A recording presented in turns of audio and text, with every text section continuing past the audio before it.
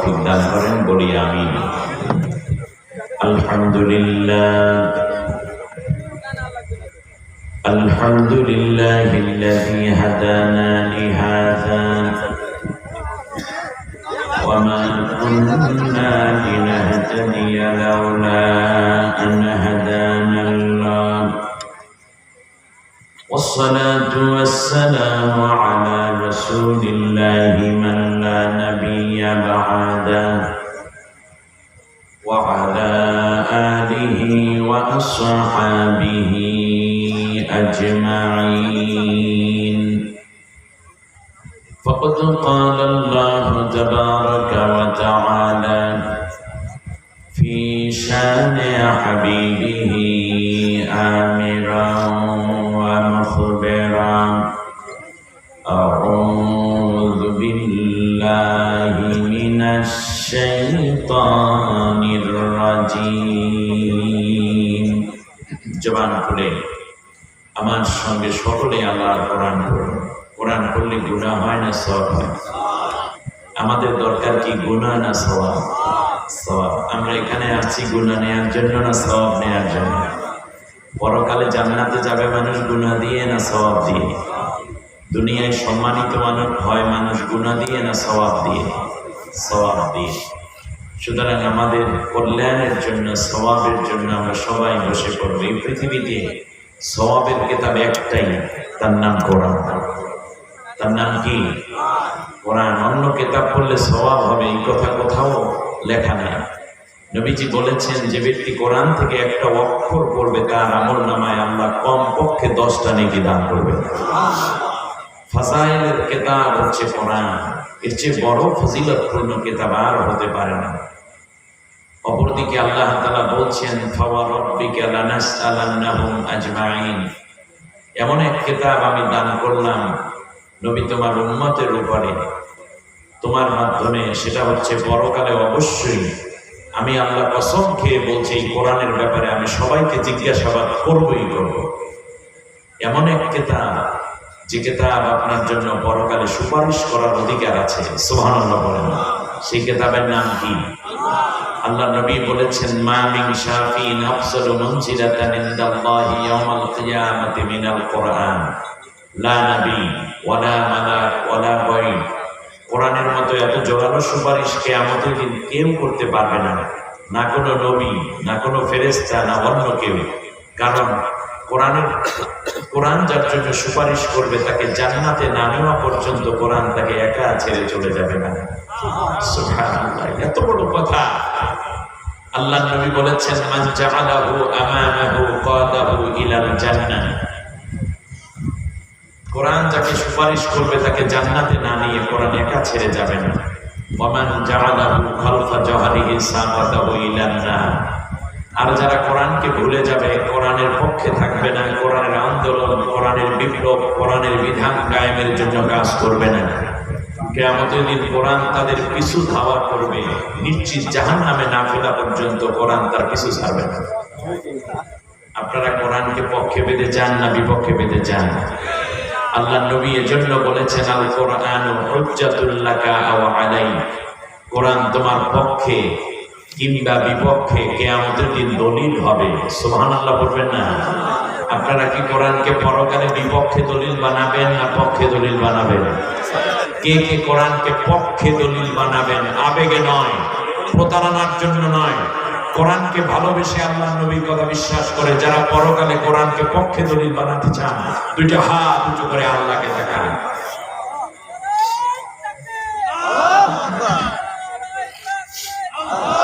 আল্লাহ তুমি কবুল করো। আমি একটা ছোট্ট কোশ্চেন করে সামনে এগোতে চাই। পরকালে আমরা যদি কোরআনকে নিজেদের পক্ষে পেতে চাই, তাহলে দুনিয়ায় থাকতে হবে কোরআনের বিপক্ষে না পক্ষে?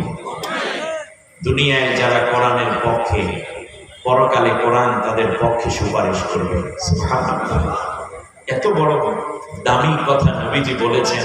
আর কি কোনো দ্বিতীয় চিন্তা করার কোনো সুযোগ নেয়ার অবকাশ দেয়া ঠিক হবে? দুনিয়ায় যারা কোরআনের পক্ষে থাকবে, পরকালে কোরআন তাদের পক্ষে আল্লাহর সামনে দাঁড়াবে।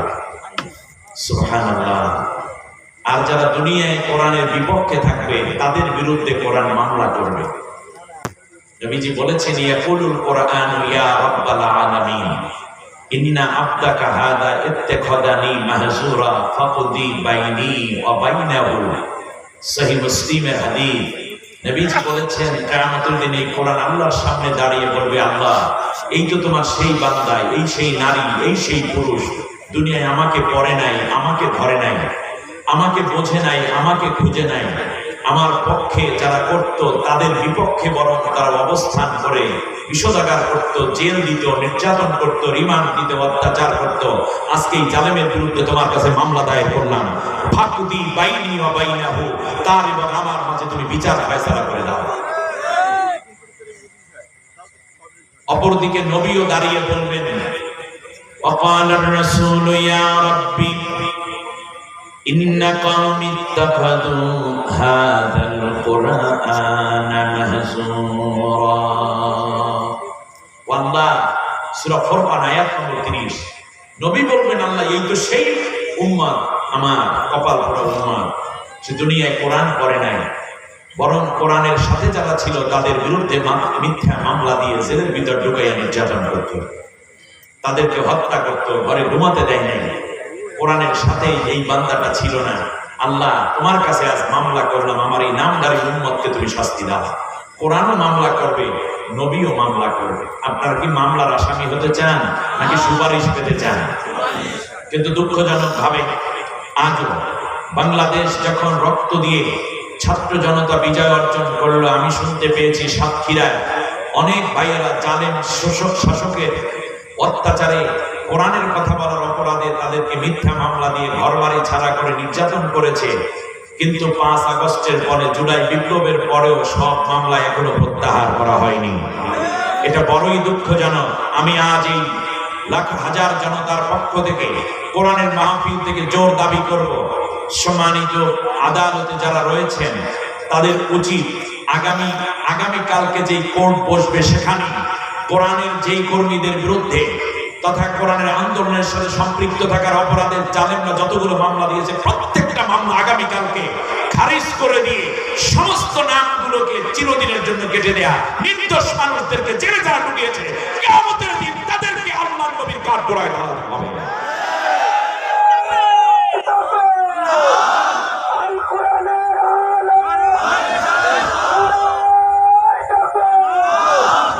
আপনার কপাল বড় পোড়া, আপনি বড়ই হতভাগ্য এক সৃষ্টি। কোরআন আপনার বিরুদ্ধে মামলা করবে, নবী আপনার বিরুদ্ধে মামলা করবে, আর আপনার বদনসিব হবে এই যে আল্লাহ তা রিপোর্ট করে দিয়েছেন।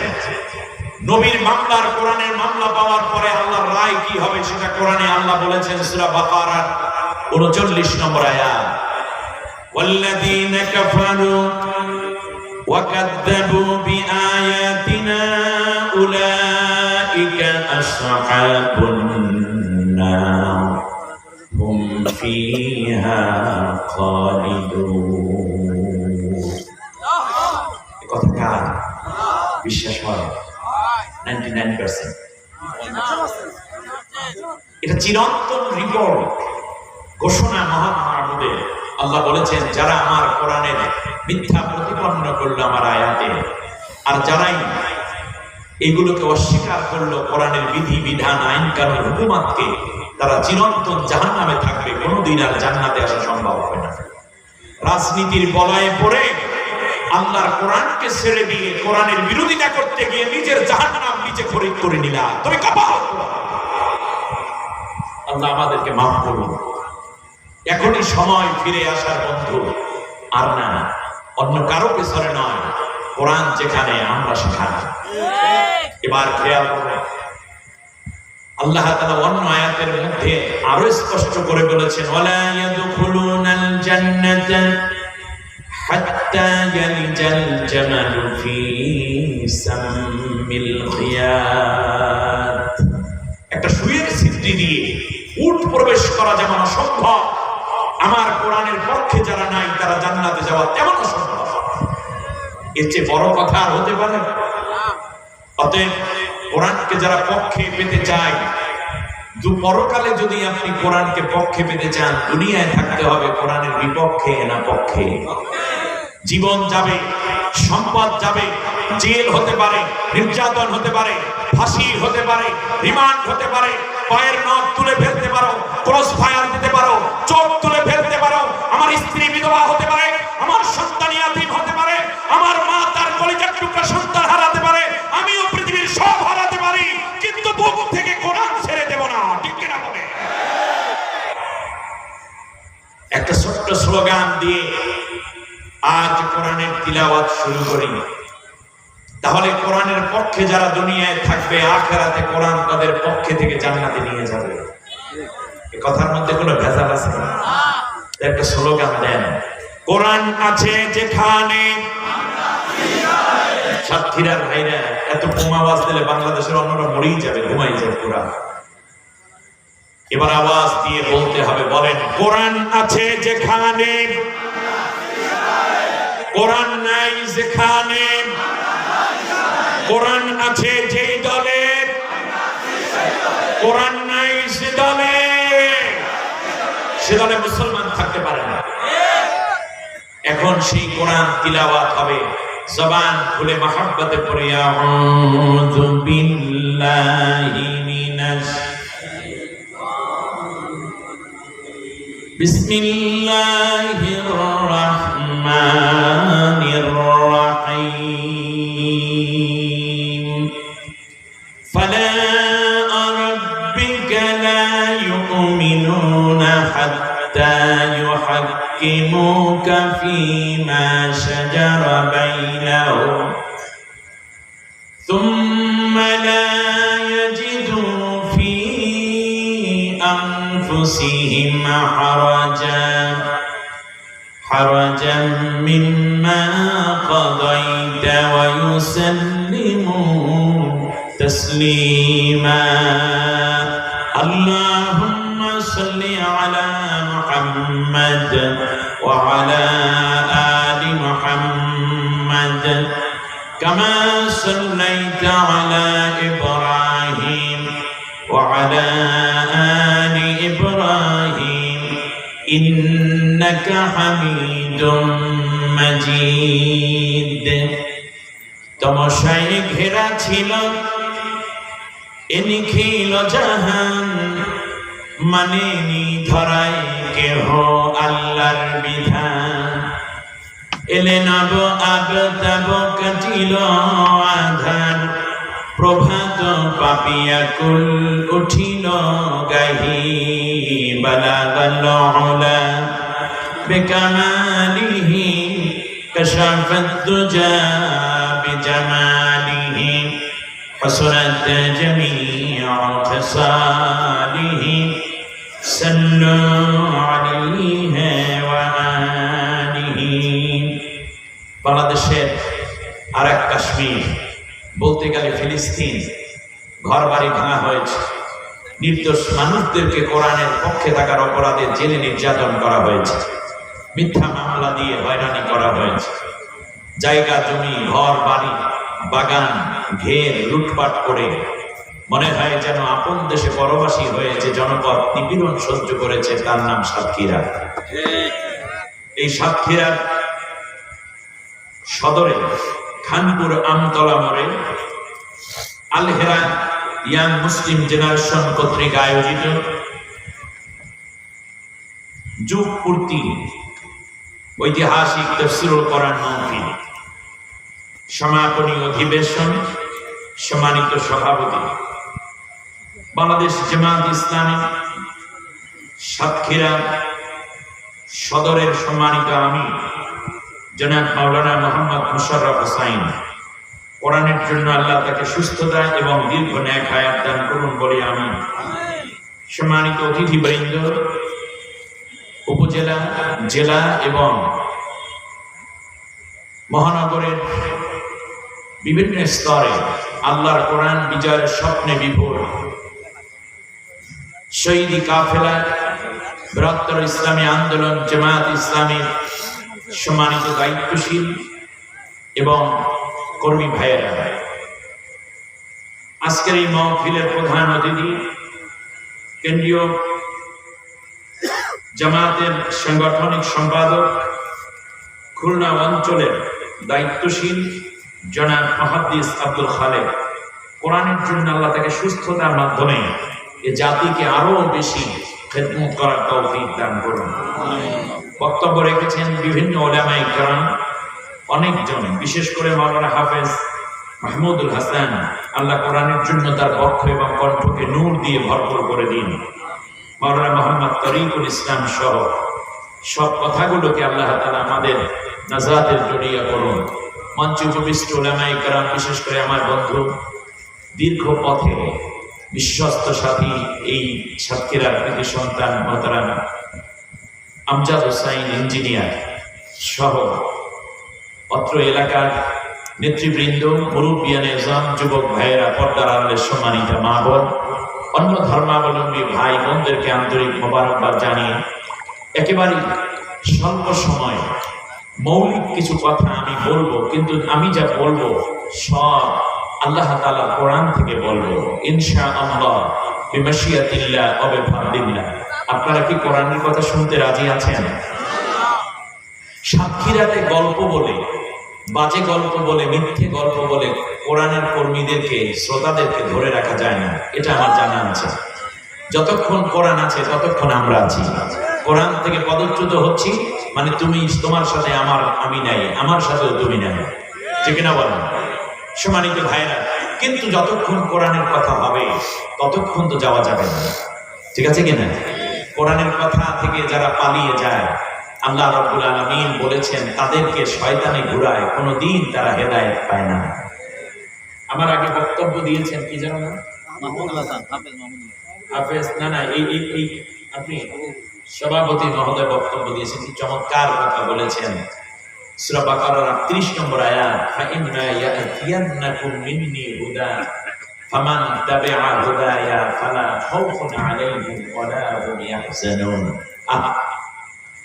আল্লাহ তাআলা যখন আদম আলাইহিস সালামকে দুনিয়ায় পাঠিয়ে দিলেন, আদম আলাইহিস সালাম চোখের পানি ছেড়ে আল্লাহ রাব্বুল আলামিনকে বললেন, আল্লাহ তাআলা জান্নাতের এত নাজ নিয়ামত, তোমার একটা হুকুম আমি শয়তানের ওয়াসওয়াসায় পড়ে পালন করতে পারিনি, নিষিদ্ধ ফল আমি ভক্ষণ করে ফেলেছি, এজন্য তুমি আমাকে দুনিয়ায় পাঠাইয়া দাও। আমি দুনিয়ায় যাচ্ছি, কিন্তু জান্নাতে আমার হৃদয় পড়ে থাকবে, আমার মন পড়ে থাকবে। এই জান্নাতে আবার কেমন করে আমি আসতে পারি, তুমি আমাকে সেই পদ্ধতি শিখাইয়া দাও। আমরাও জান্নাতে যেতে চাই, তাই না? আদম আলাইহিস সালামকে আল্লাহ রাব্বুল আলামিন বলেন, আদম তুমি কোনো চিন্তা করবে না, আমি তোমাকে দুনিয়ায় খেলাফতের দায়িত্ব পালন করার জন্য পাঠিয়ে দিলাম। তুমি খেলাফতের দায়িত্ব পালন করবে, আমার প্রতিনিধিত্ব করবে, আমার বিধান দিয়ে দুনিয়াটাকে সাজাবে। এই জন্য আমি আল্লাহর পক্ষ থেকে কিতাব যাবে, একটা হেদায়েত যাবে। ওই হেদায়েতের অনুসরণ যদি তুমি করো, তাহলে দুনিয়ার বুকে তোমার কোনো ভয় থাকবে না। আর ইন্তেকালের পর পর আমি আল্লাহ রাব্বুল আলামিন তোমাকে জান্নাতের মেহমান বানায়া আবার সম্মানিত করে দেব। আমরা ওই জান্নাতে যেতে চাই, কিন্তু কোরআন মানতে চাই না, ঠিক না? বলেন, কোরআন মানতে চাই না। কোরআন না মেনে কেউ জান্নাতে যাবে, এটা কেবল পাগলে চিন্তা করতে পারে, কোন সুস্থ মস্তিষ্ক মানুষ চিন্তা করতে পারে না। আল্লাহ রাব্বুল আলামিন স্পষ্ট করে বলে দিলেন, শোনো নবী, যারাই আমার এই কোরআন থেকে দূরে চলে যাবে তাদের কোনো আমল নামা আমি কবুলই করি না। আনতাহাবাতা আ'মালুহুম হাল ইউসজাউনা ইল্লা মা কানু ইয়ামালুন। তার সমস্ত আমল আমি বাদ করে দেব, কে আছে তোমাকে সওয়াব দিয়ে জান্নাতে নেবে। আল্লাহু আকবার। আল্লাহ তাআলা বললেন, ফালা নুকিমু লাহুম ইয়াওমাল কিয়ামাতি ওয়াসনা। আমার কোরআনের সাথে তোমার সম্পর্ক নাই, তোমার কোনো আমল মিজানে উঠাই আমি মাফ করি না, বরং তোমাকে পরকালে আমি নির্যাতিত অত্যাচারিতদের কাতারে সারিবদ্ধ করে দেব, তোমাকে অন্ধ বানাইয়া দেব, বধির করে দেব। আল্লাহ রাব্বুল আলামিন বলছেন, মান কানা ফি হাদিহি আ'মা ফাহুয়া ফিল আখিরাতি আ'মা ওয়া আদাল্লু সাবিলা। যারা এই কোরআনের সাথে থাকবে না, তারা পরকালে অন্ধ হয়ে যাবে। দুনিয়ায় যারা কোরআনের সাথে অন্ধর মতো আচরণ করবে, পরকালে তারা অন্ধ হয়ে যাবে। শিক্ষার পাশাপাশি আল্লাহ রাব্বুল আলামিন বললেন, তারা বলবে দিমা হাশারতানি আ'মা ওয়া ক্বাদ কুনতু বাসীরা, আল্লাহ আমার আজকে চোখ ছিল দুনিয়ায়, আজকে আমি কেন অন্ধ হয়ে গেলাম? আল্লাহ বলবেন কাযালিকা আতাতকা আয়াতুনা ফানাসিতাহা ওয়া কাযালিকাল ইয়াওমা তুনসা, দুনিয়ায় তোমাকে কোরআনের দিকে ডাকা হতো, আসুন ভাই কোরআন পড়ি, কোরআন বুঝি, কোরআনের আন্দোলন করি, কোরআন দিয়ে দেশ চালাই, ব্যক্তি চালাই, রাজনীতি, সমাজনীতি, অর্থনীতি চালাই, তখন তোমরা অন্ধের মতো অন্যদিকে চলে যাইতে, এই জন্য তোমাকে বাস্তব অন্ধ বানাই দিলাম। এইরকম অন্ধ পরকালে হয়ে যাবে যারা কোরআনের থেকে অন্যদিকে চলে যাবে। এইরকম লোক আমাদের সমাজে সাতক্ষীরাতে আছে না নাই? এরকম নেতা আছে না দুই একটা দলের, যারা কোরআনের দিকে আসে না? অতএব কোরআনের দিকে না আসা মানে আপনি পরকালে অন্ধ, আপনি পরকালে জাহান্নামী, আপনি নবীর মামলার আসামি, আপনি কোরআনের মামলার আসামি, আপনি অনন্তকালের জাহান্নামী। এটা জামালউদ্দিনের কথা। কার কথা? আল্লাহ রাব্বুল আলামিন আবার বলেন, সুনাইয়াউমা নাহশুরুহুম আলা ওয়ুজুহিহিম উমিয়াও ওয়া বুকমান ওয়া আসুম্মা, আমি আল্লাহ কিয়ামতের দিন তাদেরকে অন্ধ করে দেব, আর আমি আল্লাহ তাদেরকে প্যারালাইজড করে দেব, তাদেরকে মুখের উপর ভর দিয়ে দিয়ে জাহান্নাম পর্যন্ত যেতে বাধ্য করব।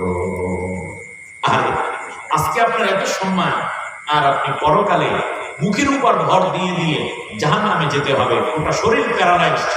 তখন জাহান্নামের ফেরেশতারা জিজ্ঞেস করবে, আলাম ইয়াতিকুম রাসূল, কিরে কপাল পোড়া, তোর কাছে কি কেউ যায়নি? এই যে বিশাল তাফসীরুল কোরআন মাহফিল হলো, সেখানে তো বলা হয়েছিল কোরআনের পক্ষে, কোরআনের মতে, কোরআনের পথে, কোরআনের আন্দোলনে থাকতে হবে, কোরআন পড়তে হবে, জানতে হবে, মানতে হবে। তোমরা কি শুনোনি? তখন তারা বলবে কলু বালা, হ্যাঁ এসেছিল, কিন্তু মনে করেছিলাম কি এটা রাজনীতি, এটা বুঝি জামাত ইসলামীর কথা, এইটা বুঝি হেফাজতের কথা। আমরা তো মৌলবাদী হতে পারি না, আমরা হইলাম সংস্কারবাদী, আমরা হইলাম উন্মুক্ত মনা, আমরা কোরআনের দিকে যাই নাই, আমরা Karl Marx, Lenin, Masud, Darwin, Freud, হেগেলের মতো তাগুতি মতবাদের পক্ষে ছিলাম, এই জন্য কপালটা পড়ে গেছে। আল্লাহ রাব্বুল আলামিনের ফেরেশতারা বলবেন, এবার একটা চুবানি খা জাহান্নামের আগুনের মধ্যে। যখন ইয়াউমা তুকাল্লাবু উজুহুহুম ফিন-নার, চেহারাটা যখন জাহান্নামের আগুনে উলটপালট করা হবে, তখন চিৎকার করে বলবে কালু লাউ নুরাদ্দু ওয়ালা নুকাযযিবা বিআয়াতি রাব্বিনা।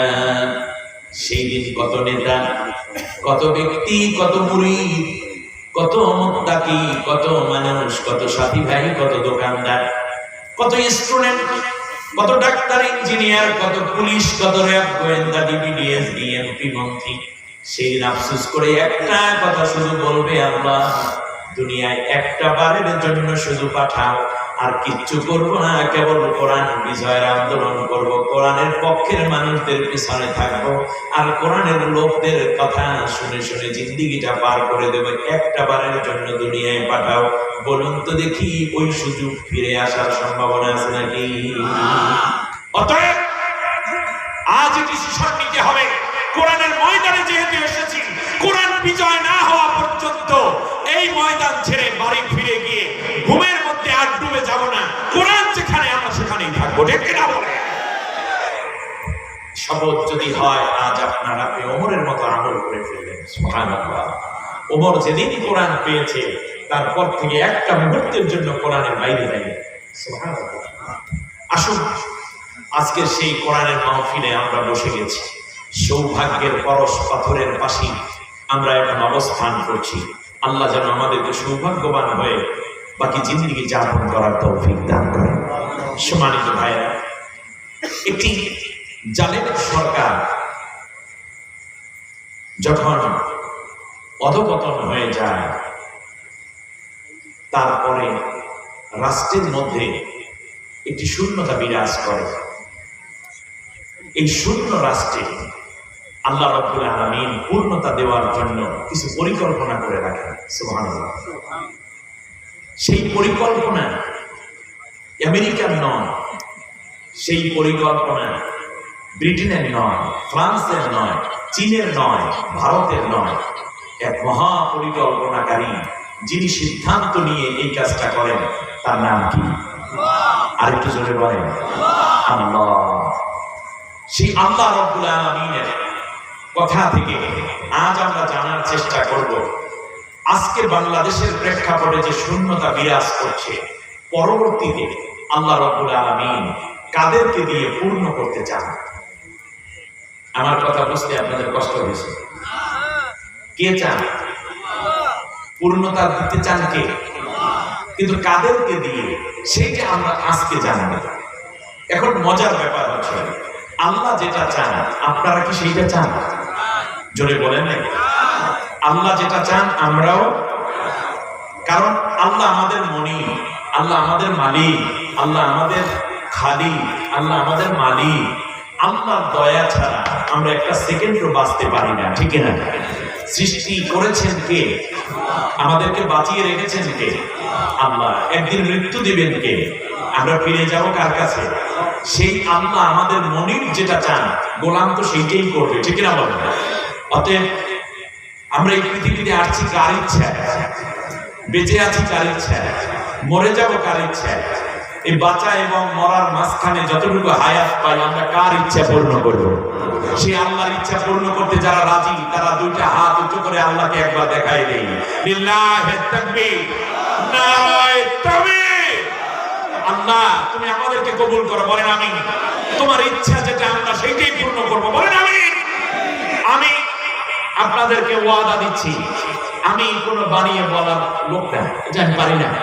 আল্লাহ তাআলা এক এক বক্তাকে, এক একজনকে এক এক স্টাইল করে তৈরি করেছে। লিকুল্লি ফানির রেজাল্ট। আমি যা বলি তা কোরআন থেকে বলার চেষ্টা করি, এবং কোরআনের যদি না থাকে আমি হাদিস থেকে এনে বলার চেষ্টা করি।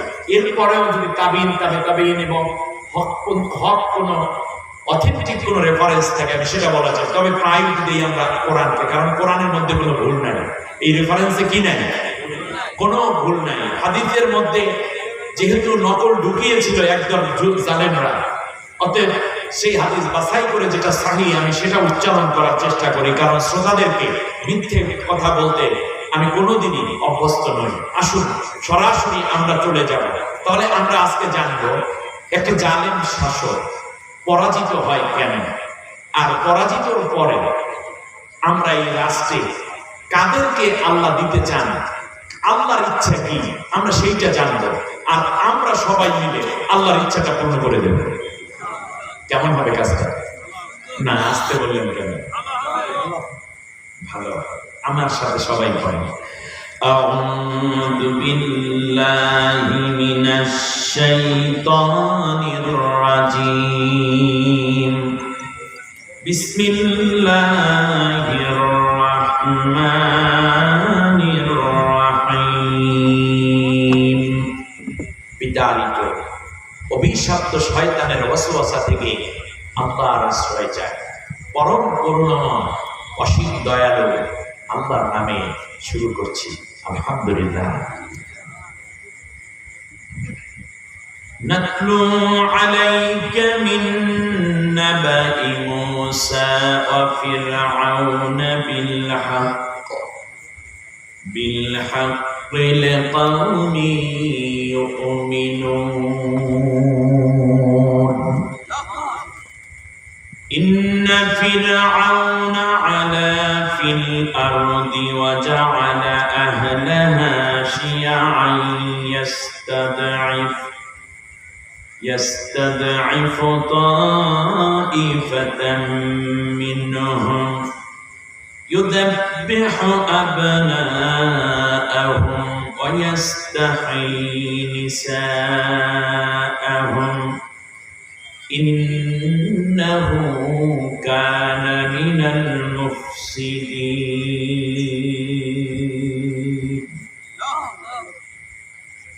অর্থ হচ্ছে, হে রাসূল, আমি তোমার কাছে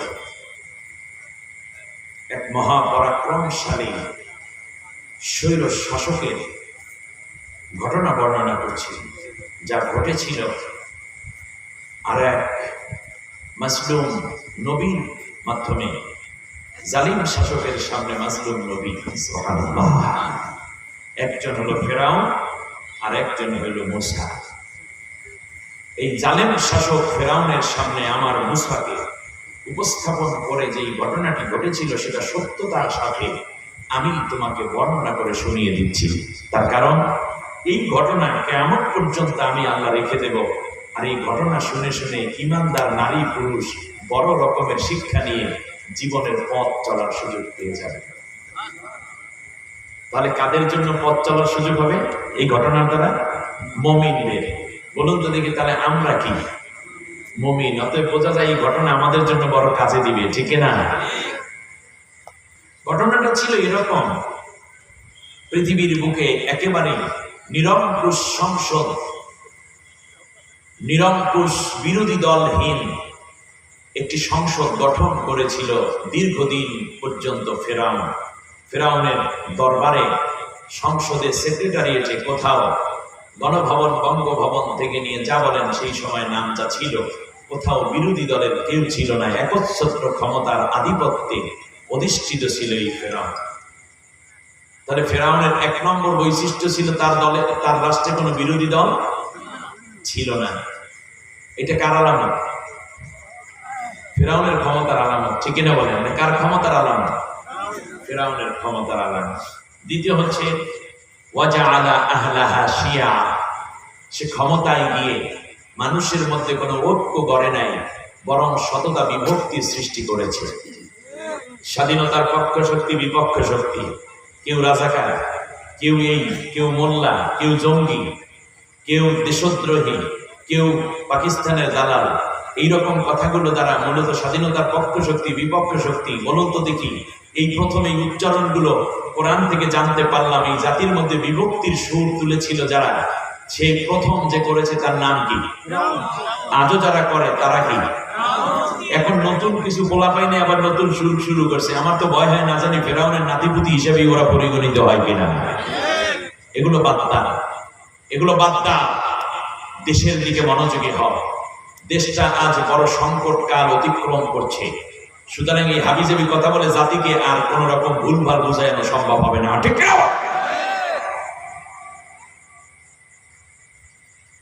ওয়াজআলা আহলাহা শিয়া, জাতির মধ্যে শততা বিভক্ত করে রেখেছিল ফেরাউন। ধর্মীয় ভাবেও, রাজনৈতিক ভাবে ফেরাউন যেমন শততা বিভক্ত করেছে, ধর্মীয় ভাবেও ফেরাউন এভাবে করেছে। আমরাও সেই ভাগের মধ্যে কম করি রে। জিকির জোরে না আসতে, টুপি গোল না লম্বা, উঁচা না মাথার সাথে লেড়াই না থাকা, জামা ফালা না গোল, পাঞ্জাবি না জুব্বা, জিকির আসতে না জোরে, বুকে হাত বাঁধে না নাভির নিচে হাত বাঁধে, রফুল ইয়াদান করে নাকি করে না, ফরজ নামাজের পরে মুনাজাত দেয় নাকি দেয় না, এরপরে ইয়া নবী সালাম আলাইকে বলে দাঁড়ায় কি না দাঁড়ায়।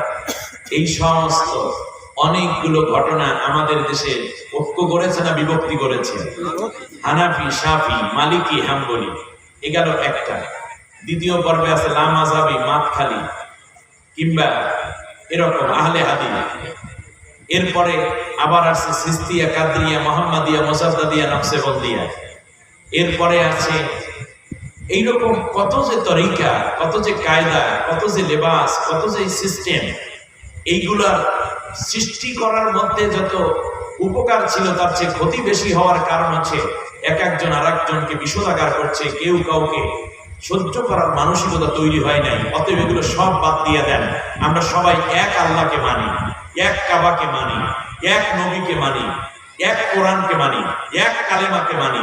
আমাদের সবকিছু যেহেতু এক, সুতরাং আমরা সবাই এক। নবীজি বলেছেন, মান সাল্লা সালাতানা ওয়াস্তাকবালা কিবলাতানা ওয়া আকালা দাবিহাতানা কাযালিকাল মুসলিম।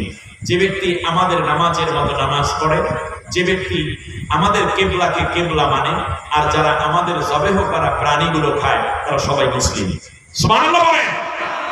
ইসলামিক ভ্রাতৃত্বের এই বিশাল উদারতাকে আমরা সংকীর্ণতায় নিয়ে গেছি। আল্লাহ আমাদেরকে মাফ করুন। আল্লাহ রাব্বুল আলামিন বলেন, শোনো, এই বিভক্তি করেছিল ফেরাউন। অতএব পলাতক সরকার বিদায় হয়ে গেল, বাংলাদেশ থেকে পালায় গেল, এই আকামগুলো করেছে। অতএব বোঝা যায় তারা ফেরাউনের চরিত্রবান ছিল। তার সংসদের মধ্যে বিরোধী দল বলতে কেউ ছিল না। জোরজার মুল্লুক, তার এমন একটা অবস্থা তৈরি হয়ে গেল, আল্লাহ রাব্বুল আলামিন বলেন ফিরআউনের রাষ্ট্রের মধ্যে আরেকটা কাজ ছিল, ইয়াস্তাদিফু তাইফাতাম মিনহুম। ফিরআউনের রাষ্ট্রের দল ছিল অনেক, মত ছিল অনেক, বিভিন্ন জাতি এবং গোত্রে তারা ভাগ করেছে, বিভিন্ন রাজনৈতিক দল এবং ধর্মীয় দল তারা তৈরি করেছে, ফিরআউন তৈরি করেছিল। কিন্তু নির্যাতন করত ওই সব দলকে নয়, বরং শুধুমাত্র একটা দলের উপরে নির্যাতন অত্যাচার চালাইত। রাষ্ট্রে দল অনেক, মার খেয়ে কয় দলে, ফাঁসি হয় কয় দলে, রিমান্ডে যায় কয় দল, আয়নাঘরে ঢুকায় কয় দল।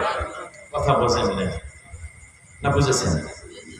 ফিরআউনের রাষ্ট্রের দল অনেক, শিয়া অনেক দল ছিল, কিন্তু ইয়াস্তাদিফু তাইফাতাম মিনহুম, সব দলের উপর অত্যাচার করতো না, একটা দলের লোকদের উপরে শুধু অত্যাচার করত। কথা বুঝছেন কিনা? অত্যাচারের ধরনটা কেমন ছিল?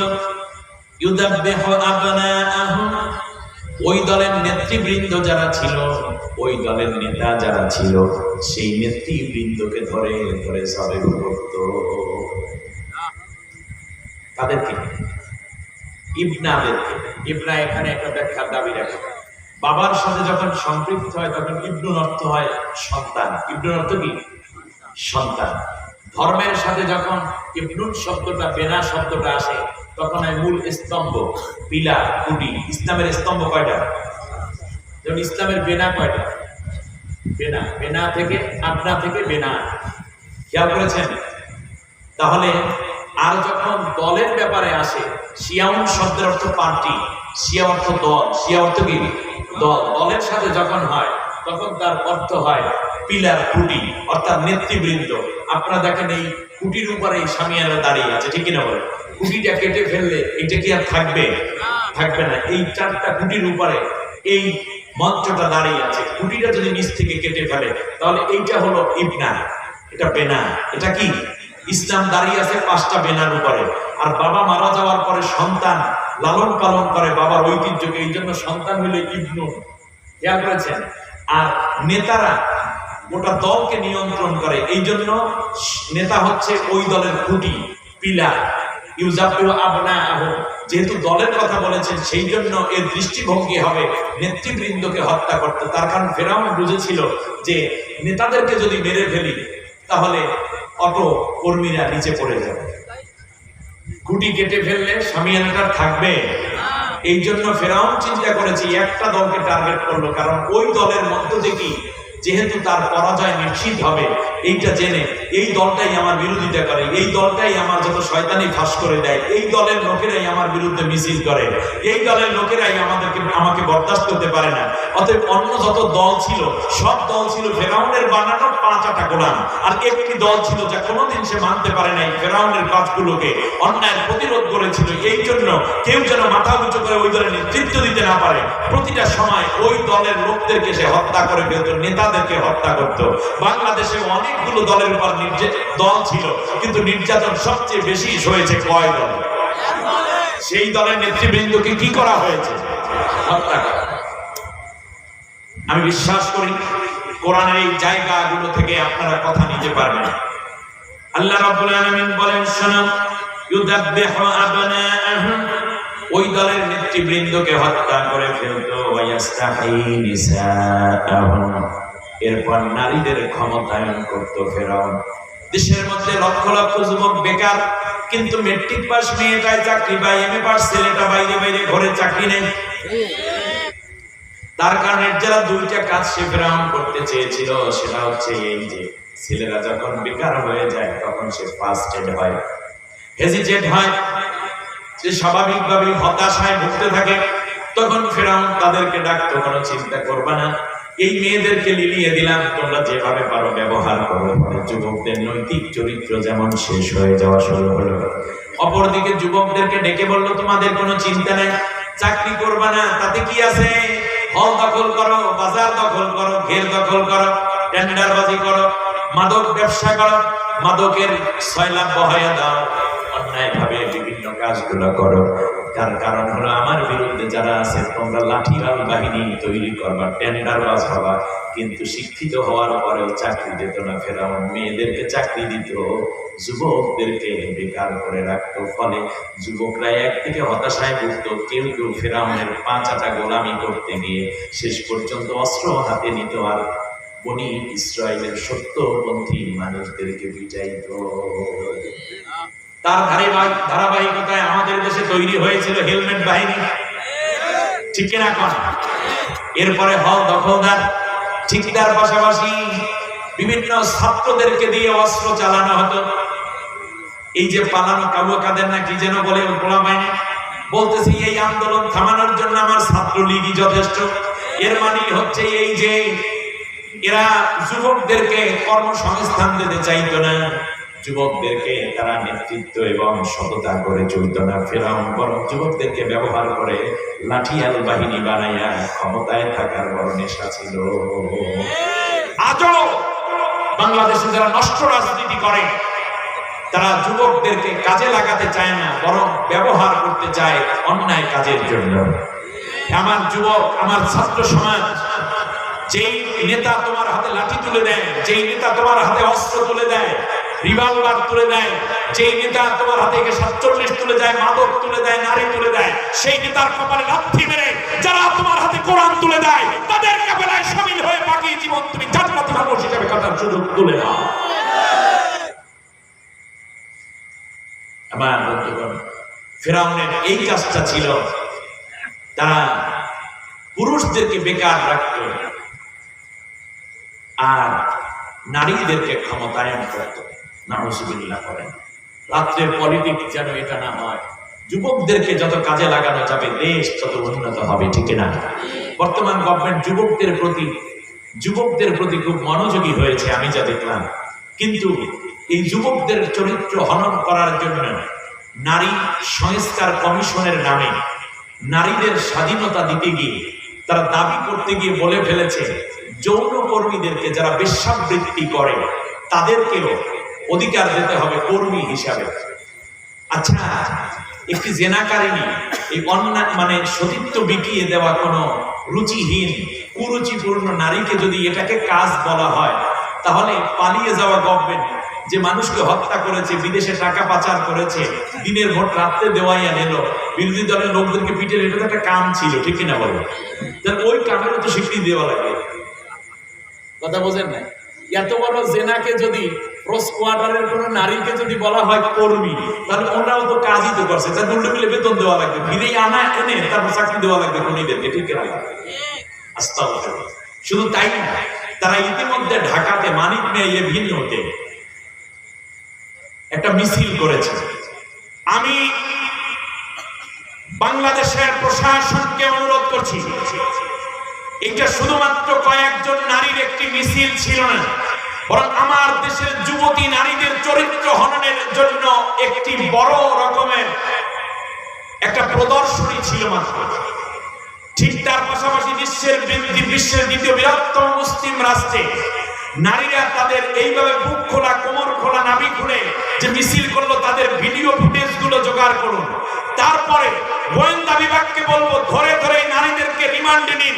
তার কারণ আমার যতটুকু আমি দেখেছি, এই নারীরা বেশিরভাগ আমাদের পার্শ্ববর্তী রাষ্ট্র ভারত থেকে এসেছে এবং বাংলাদেশে আমার দেশের মুসলিম নারীদের চরিত্র হরণের জন্য অপপ্রচারে তারা লিপ্ত হয়েছে। এই বেশিরভাগ মেয়েরা হচ্ছে বাংলাদেশের বাহির থেকে। এদের পরিচয় জানুন, আইডেন্টিটি জানুন। আর বর্তমান গভর্নমেন্টকে বলবো এদের সবাইকে গ্রেফতার করুন। পিটানোর দরকার নাই, কোনো রায় দেওয়ার দরকার নাই, এদেরকে ধরে ধরে হালাল চাকরি দিয়ে দিন। প্রয়োজনে আমরা আরো কম খাবো, আমরা বেশি ট্যাক্স দেবো, কিন্তু বাংলাদেশে কোন যৌন কর্মী আমরা দেখতে চাই না। ইসলামী রাষ্ট্র আজ যদি কায়েম হয়, সমস্ত নারীরা তাদের সতীত্বের হেফাজত পেয়ে যাবে। আপনি সাংবাদিকদেরকে আমি অনুরোধ করছি, আপনারা কোন বেশ্যাবৃত্তির সাথে লিপ্ত কোন নারীকে জিজ্ঞেস করুন তোমার মেয়েকে তুমি কি বানাবে, সে বলবে যে আমি বেশ্যা বানাবো না। এর মানে তারাও জানে এটা ভালো কাজ নয়। ওরা বললো চেয়েছিলাম হিস্সা, হয়ে গেলাম বেশ্যা। হাই হাই, আমরা হিস্সা চাই। কোথায় হিস্সা চাও তোমরা? তোমরা আমাদের মা হতে পারো, তোমরা আমাদের বোন হতে পারো, তোমরা আমাদের কারো স্ত্রী হতে পারো, তোমরা আমাদের কন্যা হতে পারো। তোমাদের হিস্সা আল্লাহ রাব্বুল আলামিন দিয়েছেন। তার কারণ হচ্ছে কোরআনের মধ্যে 44 জায়গায় তোমাদের হিস্সার অধিকারের কথা আল্লাহ বলে দিয়েছেন।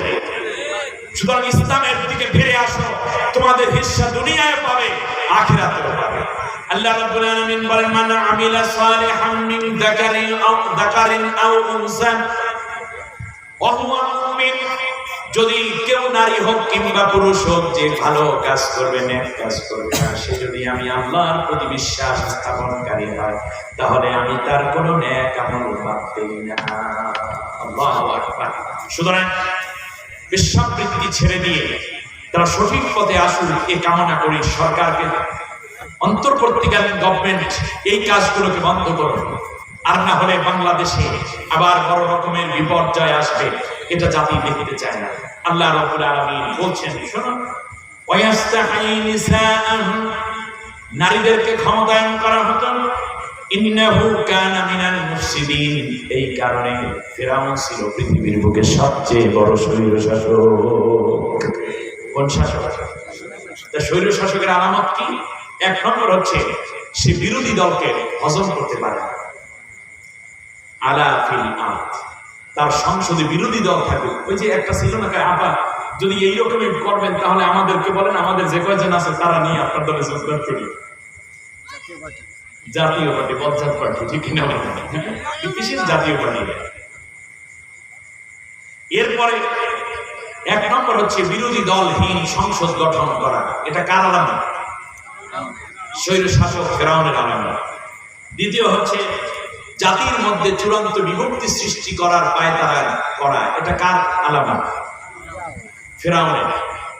এটা যারা করে তারা কার উত্তরসূরি? ফিরআউনের উত্তরসূরি। আপনাদেরকে একটা কথা জিজ্ঞেস করি, রাসূল সাল্লাল্লাহু আলাইহি ওয়াসাল্লাম যখন মদিনায় রাষ্ট্র গঠন করলেন, তখন তিনি বিভক্তি করেছিলেন নাকি মদিনা সনদের মাধ্যমে সবাইকে ঐক্য করেছিলেন? বিগত নির্বাচন একেবারে শেষটা যে করল, সেইটাই নির্বাচনের আগে পালাতক এই স্বৈর শাসক লেডি হিটলার বলল যে আমরা যদি এবার ক্ষমতায় আসতে পারি, তো আসতেই ক্ষমতায়, তো তাহলে আমরা মদিনার সনদে দেশ চালাবো। আমরা ভাবছিলাম যাক, তাহলে কমপক্ষে মদিনার সনদে তো সব ধর্ম বর্ণ সবাই মিলে দেশ চলছিল, ঠিক না? সবাই মিলে সাম্যের ভিত্তিতে একটি দেশ গঠিত হবে। আমাদের মাহফিলগুলো বন্ধ হবে না, হিন্দুদের পূজাগুলো বন্ধ হবে না, ঠিক না? সব আশায় বুক বাঁধলাম যে কমপক্ষে কেউ জেলে যাবে না, কোন রকম হানাহানি হবে না, যার যার অধিকার নিয়ে শেষে বাস করবে। ক্ষমতায় আসার পর 3 মাস অতিবাহিত হয়ে গেল। আমরা কিছু ওলামা চিন্তা করলাম, আমরা দেখি তো, অবজারভেশন করি 90 দিনে তিনি মদিনার সনদের কি কি কাজ করলেন।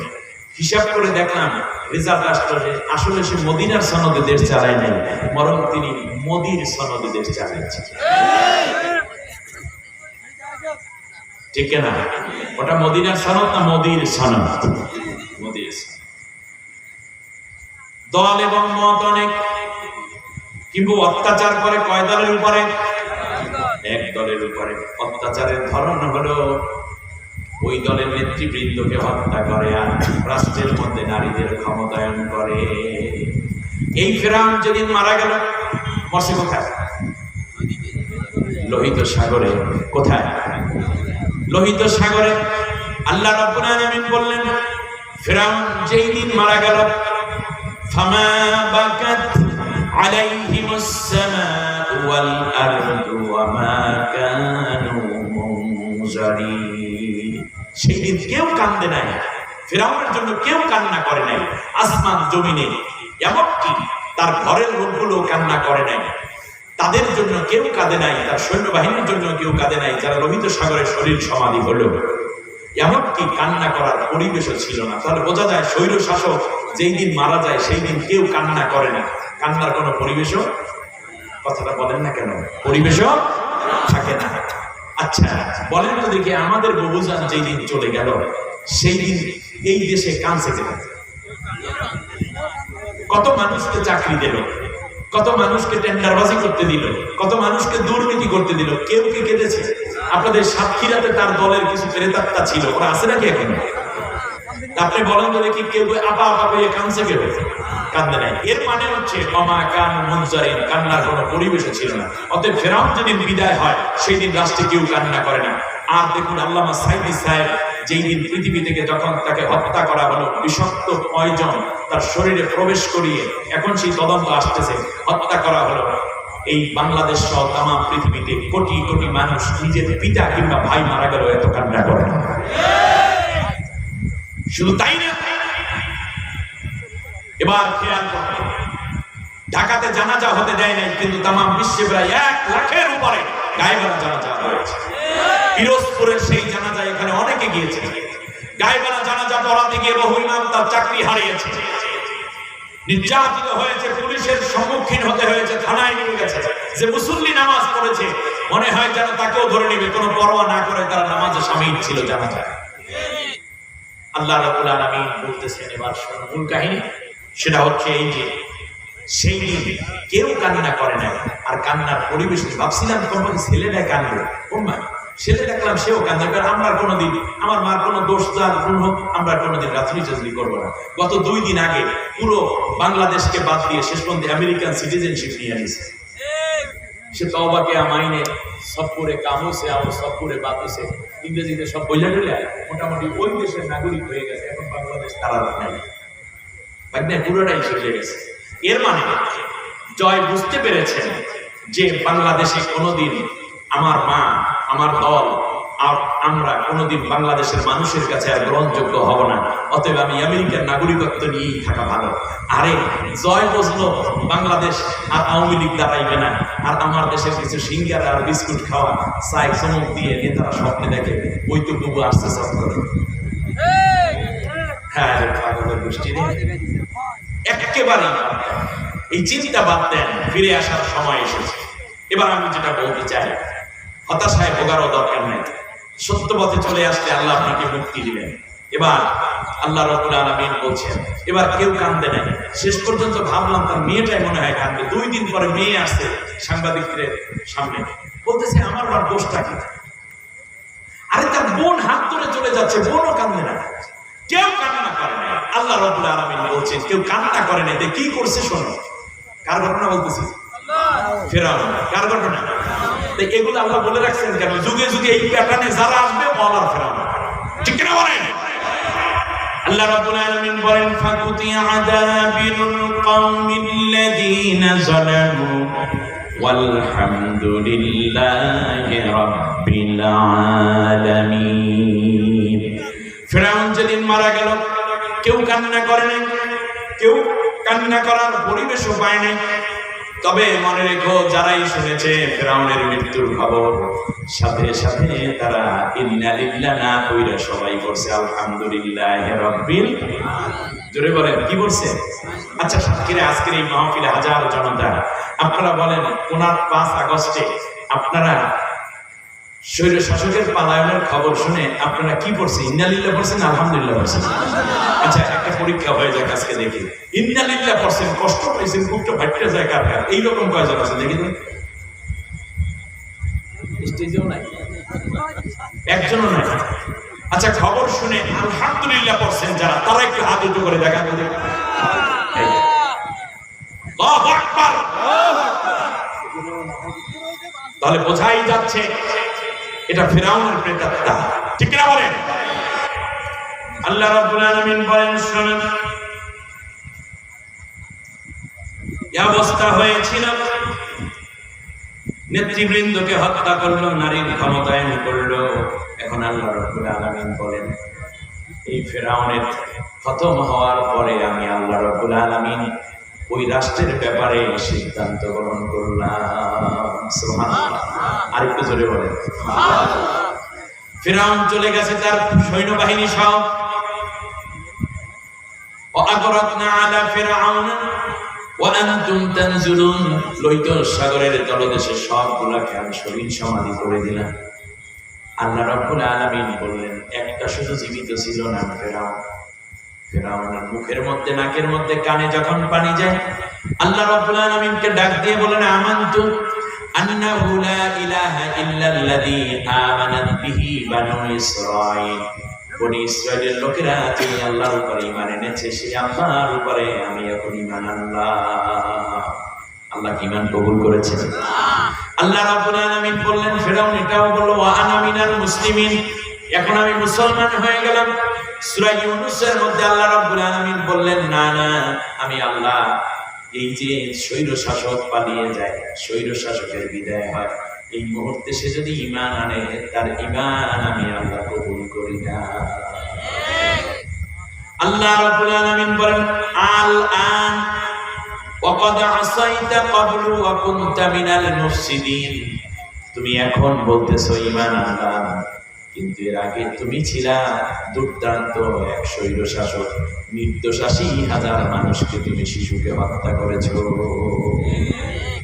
তুমি রাষ্ট্রের মধ্যে বিরোধী দলকে শেষ করে দিয়েছো, দেশের মধ্যে তুমি অরাজকতা তৈরি করেছো, নিজের মাতব্বরি প্রতিষ্ঠা করার জন্য তুমি অন্য কাউকে বরদাস্ত করতে না, আমার বহু বান্দা বান্দিকে তুমি হত্যাকারী, অতএব আমি আল্লাহ রাব্বুল আলামিন তোমার কোনো ঈমান কবুল করলাম না।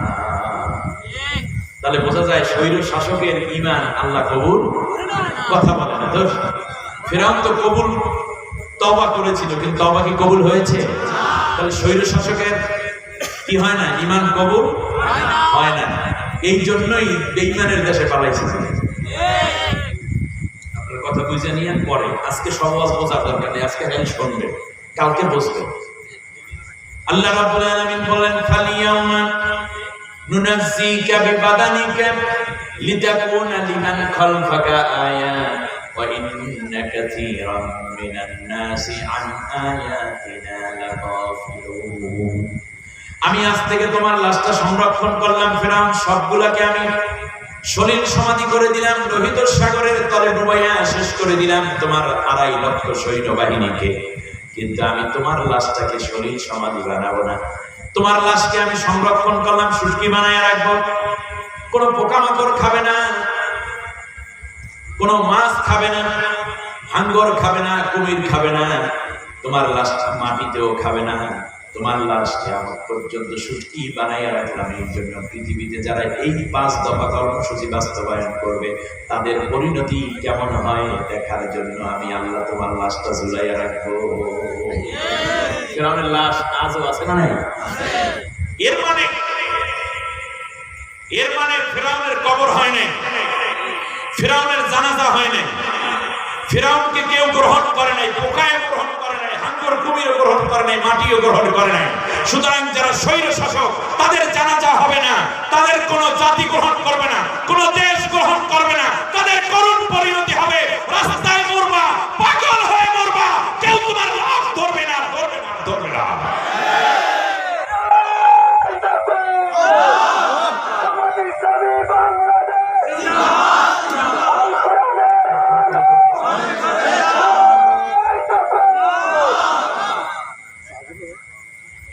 সম্মানিত ভাইয়েরা, এবার চলে আসি আমি মূল আলোচনায়। আল্লাহ রাব্বুল আলামিন বললেন, শোনো, তাদের রেখে যাওয়া বাগান বাড়িগুলো, গণভবন, বঙ্গভবন, সেক্রেটারিয়েট থেকে নিয়ে উপজেলা এবং ইউনিয়ন কাউন্সিল পর্যন্ত, উপজেলা এবং জেলা কাউন্সিল হয়ে সব জায়গায় চেয়ারগুলো খালি, ফিরআউন নাই, ফিরআউনের লোকজন নাই, চেয়ারগুলো কি পড়ে আছে? মনে হয় যেন কোরআন এখন নাযিল হচ্ছে। আমার ভাইয়েরা খেয়াল করুন, ফিরআউন শূন্য মিশর, মাজলুম মানুষগুলো উল্লাস করছে, জাতি সিদ্ধান্ত নিবে কি হবে, কি হবে, কি হবে।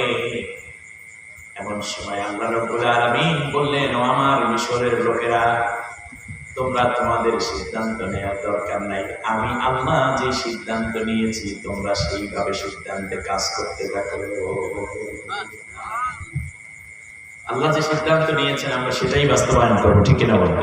এখন আল্লাহ কি সিদ্ধান্ত নিলেন শুনতেছেন আপনারা? অনুরিদু আন্নামুন্না আলাল্লাযীনা ইসতুদঈফু ফিল আরদি ওয়া নাজআলাহুম আইম্মাতাও ওয়া নাজআলাহুমুল ওয়ারিসিন ওয়া নুমাক্কিনা লাহুম ফিল আরদি ওয়া নুরিয়া فرعون وهامان وجنودهما منهم ما كانوا يحذرون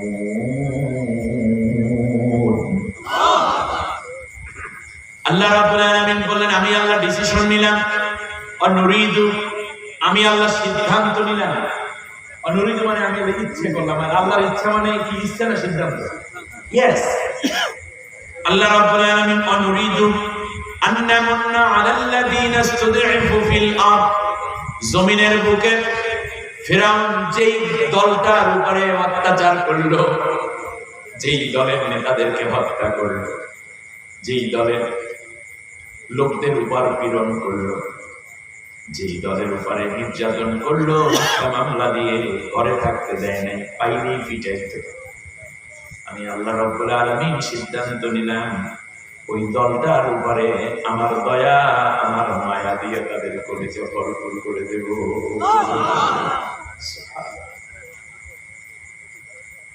ডিসিশন কার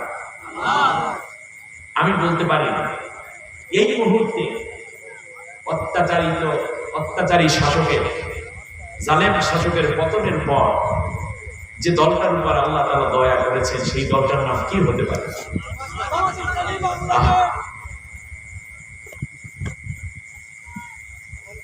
সেই সময় ছিল নির্যাতিত একটি দল আমার আল্লাহ বললেন ফিরাউন যেই দলটাকে টার্গেট করে অত্যাচার করা শুরু করলো নেতৃবৃন্দকে হত্যা করলো আমি আল্লাহ সিদ্ধান্ত নিলাম ওই বুক ভাঙা কান্না কলিজা ছেঁড়া ধন হারা মা কিংবা বাবা হারা ইয়াতীম সন্তান স্বামী হারা বিধবার কান্না মুছে দেওয়ার জন্য সন্তান হারা মা বাবার কলিজা ঠান্ডা করে দেওয়ার জন্য আমি সিদ্ধান্ত নিলাম একটা সময় পর্যন্ত আমি আল্লাহ ওই দলের ওই নির্যাতিত মানুষগুলোর কলিজার মধ্যে আমার রহমত দিয়ে ভরপুর করে দেব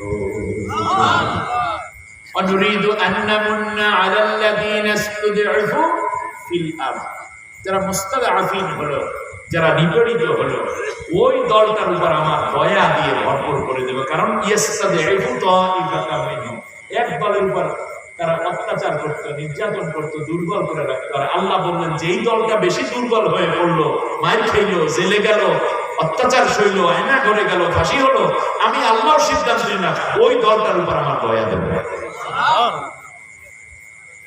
কথা আমার সিদ্ধান্ত কার আমরা কি ওই দলটাকে দয়া করবো না আবার কঠোরতা দেখাবো আমরা কি তাদেরকে আর কোনো তহমাত দেব নাকি তাদেরকে ধন্য করব আমরা কি তাদের বিরুদ্ধে কোনো বাক্য উচ্চারণ করব নাকি আমরা তাদেরকে সান্ত্বনা দেব তাহলে সান্ত্বনা দিচ্ছেন কে আল্লাহ যেটা চাইলেন আমরা যদি এটা না করি তাহলে আল্লাহর কথার সাথে অমিল হয়ে যাবে কন্ট্রাডিক্টিভ হয়ে যাবে আল্লাহর কথার সাথে কন্ট্রাডিকশন করতে পারে এরকম কোন দুঃসাহসী মানুষ কি আমাদের হওয়া ঠিক হবে হবে না অতএব আসুন না আমরা যেন আল্লাহ সুবহানাহু ওয়া তাআলার কথার সাথে মিলে যেতে পারি আমরা এই দলের লোকদেরকে ভালোবাসবো দাওয়াত দিয়ে খাওয়াবো তাদের পিছনে থাকবো স্লোগান দেব মায়া করব ভালোবাসবো দরদ দেব তাদের পাশে থাকবো প্রয়োজনে আমার ক্ষতি হলে তার কারণ তাদের দয়া করছে ওদের উপরে অতএব একটু দয়া পাওয়ার জন্য হলে ওদের সাথে মিশবো তাহলে আমরাও দয়া পাওয়া শুরু করে দেব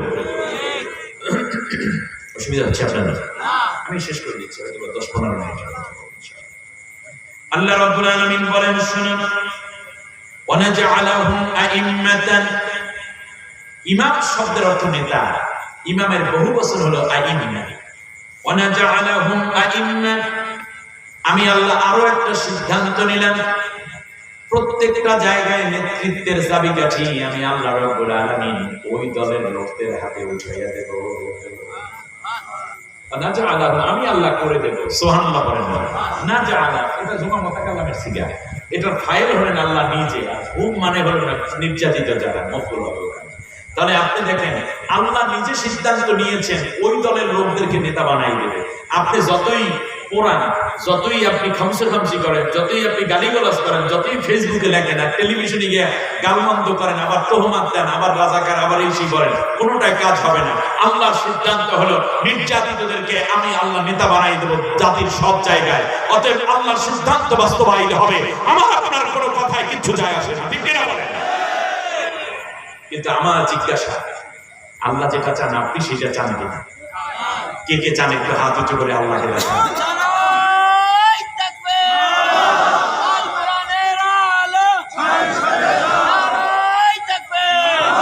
আল্লাহ তুমি আমাদের সবাইকে যেই কাফেলা তুমি পছন্দ করো সেখানে থাকার তৌফিক দাও। বাস ওয়ানাজআলাহুমুল ওয়ারিথিন। আর আমি আল্লাহ রাব্বুল আলামিন আরো একটা সিদ্ধান্ত নিলাম, সেটা হলো ওই দলের লোকদেরকে ফিরআউন চলে যাওয়ার যত চেয়ার গুলো খালি পড়ে গেল সব চেয়ার গুলোতে আমি পদ পদবিতে এই দলের লোকদেরকে আমি বসাইয়া দেওয়ার সিদ্ধান্ত নিলাম। সুবহানাল্লাহ। বাবা মারা যাওয়ার পরে সন্তান হয় সম্পদের ওয়ারিস, আর কোন রাষ্ট্রে যখন সরকার পতন হয় কিংবা পালিয়ে যায় ওই শূন্য চেয়ার গুলোকে আল্লাহ তাদেরকে বসাইয়া দেন, তারা হয় ওই সরকারের ওয়ারিস। খেয়াল করেছেন কিনা? ওয়ারিস মানে হচ্ছে উত্তরাধিকার না, রাষ্ট্রীয় উত্তরাধিকার হইল পরের গভর্নমেন্ট যারা আসে তারা আগের গভর্নমেন্টের কি উত্তরাধিকার। মনে বুঝতে পেরেছে? আল্লাহ রাব্বুল আলামিন বলেন, শোনো তাহলে এখানে কয়টা সিদ্ধান্ত নিলেন আল্লাহ? তিনটা। এক নম্বরে দয়া দিবেন, দ্বিতীয় হলো প্রত্যেক জায়গায় লিডারশিপ দিবেন, আর তৃতীয় হলো আল্লাহ রাব্বুল আলামিন সব চেয়ার গুলোতে এই লোক, এই মাজলুম দলের লোক দিয়ে ভরপুর করে দিবেন। এই সিদ্ধান্ত কার? কে চান এটা? আপনারা চান কিনা? সাতক্ষীরাবাসী চান কিনা? আগামীর পার্লামেন্ট যখন আসবে, যখনই নির্বাচন হবে, আমি জানি না কখন হবে, তবে যখনই আসবে এই নির্যাতিত ভাই বোনদের পাশে দাঁড়াইয়া সমর্থন দিয়ে বুঝাইয়া দেব, আল্লাহ তুমি যেইটা চাও আমরা সেইটা চেয়েছি। কে কে এই সিদ্ধান্তে একমত হবেন? একটু হাত উঁচু করে এখনই আল্লাহকে দেখান। আল্লাহ তুমি সাক্ষী থাকো। আমিন।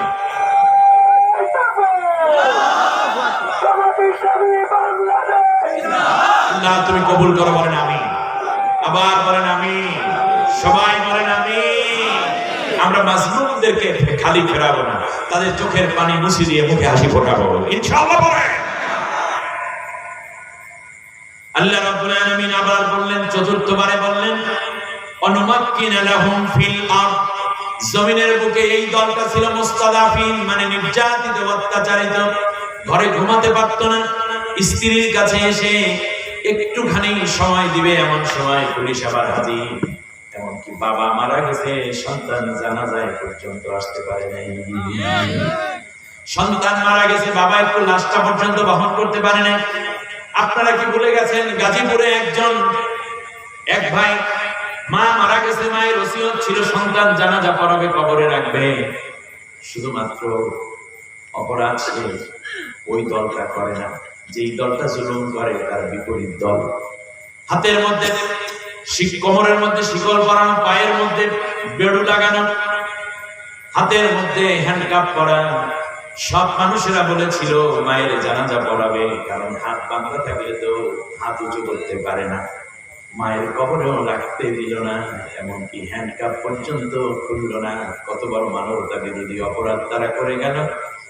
2006 সালে 28 অক্টোবরে রাজপথে লগি বৈঠার খেলা দিয়ে মানুষদেরকে হত্যা করলো, পিটিয়ে হত্যা করে জীবন্ত মানুষের উপরে নৃত্য করলো যারা পিলখানায় হত্যাকাণ্ড ঘটাইল।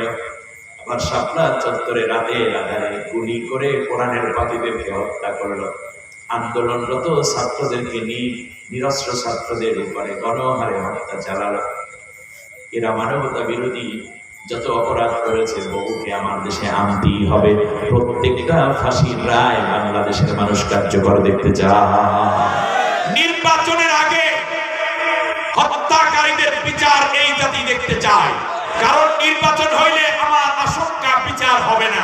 সুতরাং বিচার কাজে দ্রুত হাত দিন, আগে বিচার করে নির্যাতিত মুসলিম জনতার কলিজা ঠান্ডা করুন আগে। আল্লাহ রাব্বুল আলামিন ওয়ানুমাক্কিনা লাহুম ফিল আরদ, জমিনের বুকে আমি আল্লাহ এদেরকে শক্তিশালী করে দেব। মুস্তাদাফির অর্থ দুর্বল, আর মাক্কিন মানে কি? শক্তিশালী করবেন কে? একটু শক্তিশালী হইতেছে কিনা? একটু শক্তি হইতেছে না? আগে ক্যাম্পাস গুলোতে থাকতে পারতো না, আর এখন প্রক্টর, ভিসি, প্রভিসি সবাই ডাকে ছাত্র শিবিরের ছেলেদের। এই বাবারা কবে কি এখন কি করা যায়?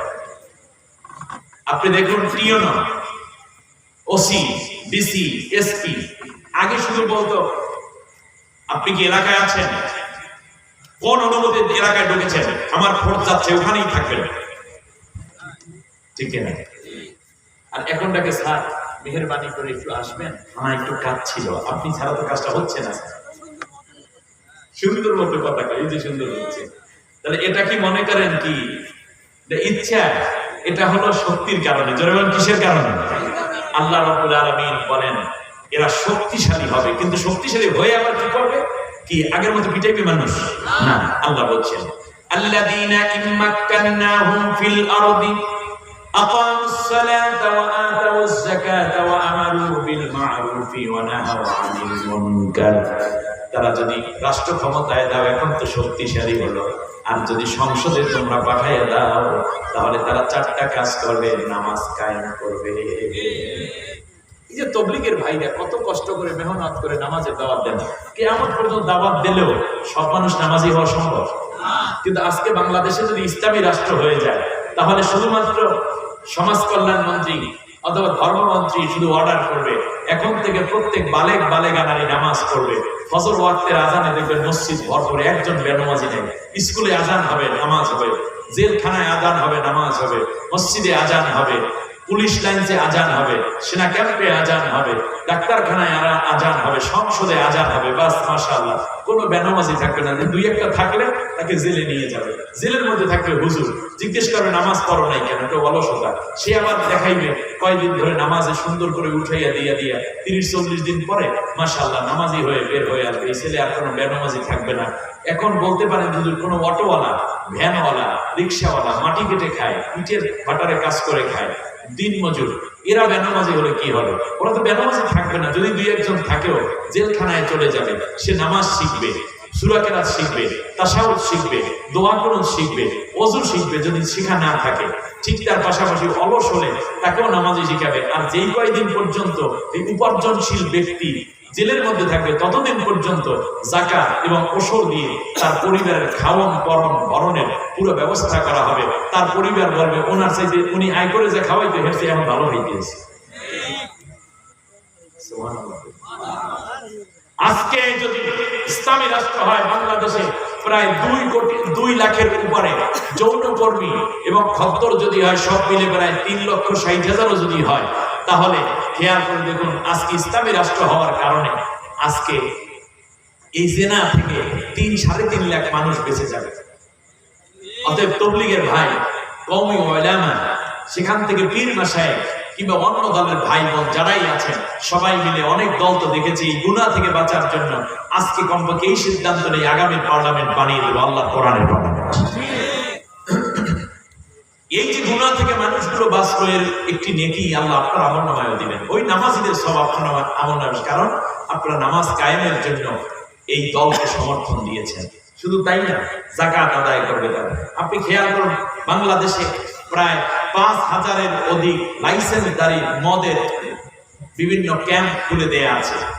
কমপক্ষে দর্শন করে গেলেও প্রায় 5 লাখের মতো মানুষ আজকে মদ পান করতে যাবে। আপনি বলুন দেখি, ইসলামী রাষ্ট্র হলে মদের এই দোকানগুলো খোলা থাকবে না বন্ধ হয়ে যাবে? বন্ধ যদি হয়ে যায় তাহলে 5 লাখ মানুষ মদ পান করা থেকে বেঁচে যাবে। এই যে আপনি একজন সমর্থন দেওয়ার কারণে একটি ইসলামী রাষ্ট্র হওয়ার কারণে মাদক বন্ধ হয়ে গেল, আর নাহলে তো বন্ধ হওয়ার কোনো সম্ভাবনা নাই। তাহলে এই যে বন্ধ হলো মদ, বেঁচে গেল মানুষের জীবন। জেনা ব্যভিচার থাকবে না, বেপরদা থাকবে না, সুদ ঘুষ থাকবে না, দুর্নীতি থাকবে না, কোনো স্বজনপ্রীতি থাকবে না, দলীয়করণ থাকবে না, সব মানুষ সমান অধিকার পাবে, সাম্যের অধিকার হবে, কোনো বৈষম্য থাকবে না। যেই সমাজে সেই সমাজ কায়েমের জন্য আপনি যে আপনার সমর্থন, আপনার ভোট, আপনার স্লোগান, আপনার মিছিল, আপনি এই যে কাজ করলেন, ক্যানভাস করলেন, ফলে আপনি ওই কাজের বিনিময়ে আপনি পাবেন সদকায়ে জারিয়ার সওয়াব। আর যদি আপনি আবার ওই ধরনের দলকে পছন্দ করেন, যত গুনাহ করবে সমান একটি গুনাহ ভাগ আপনার আমলনামায় আসবে। তাহলে কি আমাদের ফিরে আসার সময় আসছে না?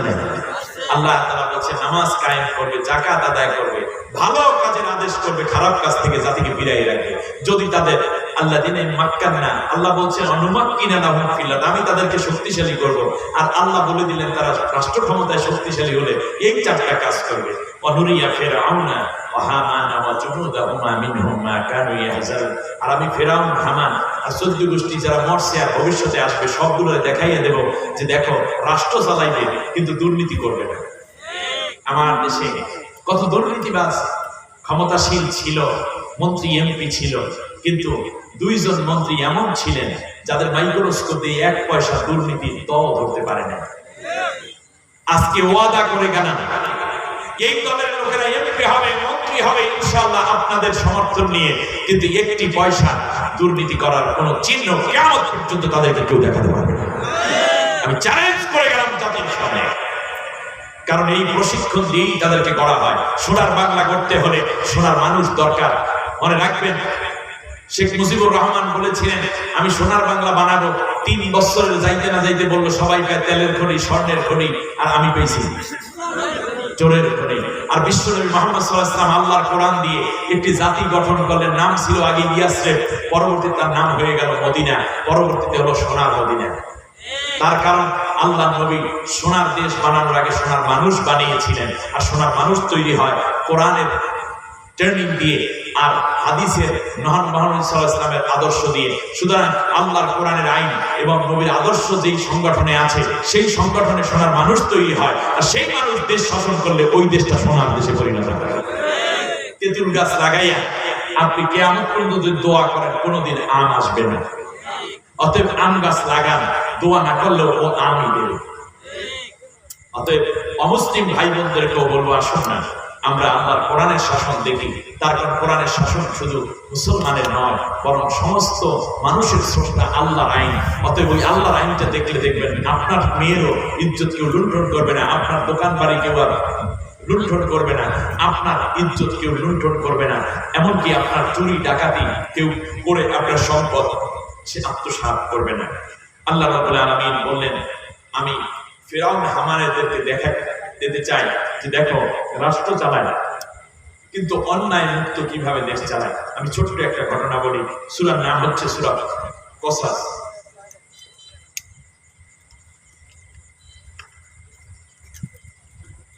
সূরার নাম কি? কসাস। রাসূল সাল্লাল্লাহু আলাইহি ওয়াসাল্লাম মক্কা থেকে মদিনায় যখন আল্লাহর হুকুমে হিজরত করতেছেন, জোহবা নামক জায়গায় 88টি আয়াত 6টি রুকু সহ আল্লাহ পুরোপুরি জিবরিলকে পাঠিয়ে দিলেন। পুরো আয়াতগুলো শুনাই আল্লাহ বললেন নবী আজকে তোমাকে মক্কা থেকে মদিনায় যেতে ওরা বাধ্য করছে, অত্যাচার করছে। এমন একটি সময় আসবে মদিনার রাষ্ট্র এবং মক্কার রাষ্ট্র আমি আল্লাহ তোমার হাতে উঠাইয়া দিয়া এই ফিরআউনের নাতিপুতি আবু জেহেল, আবু লাহাব, উতবা, শাইবা, রবিয়া, যারা আছে উমাইয়া বিন খালদ, এদেরকে দেখাইয়া দেব যে তোমার হাতেই রাষ্ট্র নিরাপদ, ওদের হাতে নয়।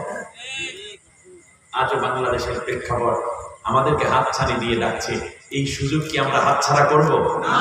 অবশ্যই না। কিয়ামত পর্যন্ত ওয়াজ শুনবেন, নামাজের ওয়াজ, হজের ওয়াজ, যাকাতের ওয়াজ। ওয়াজ তো শুনছেন, এখন ওয়াজ আমরা ময়দানে দেখতে চাই।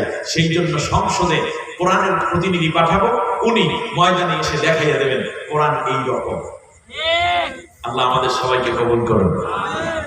একটা ঘটনা বলি।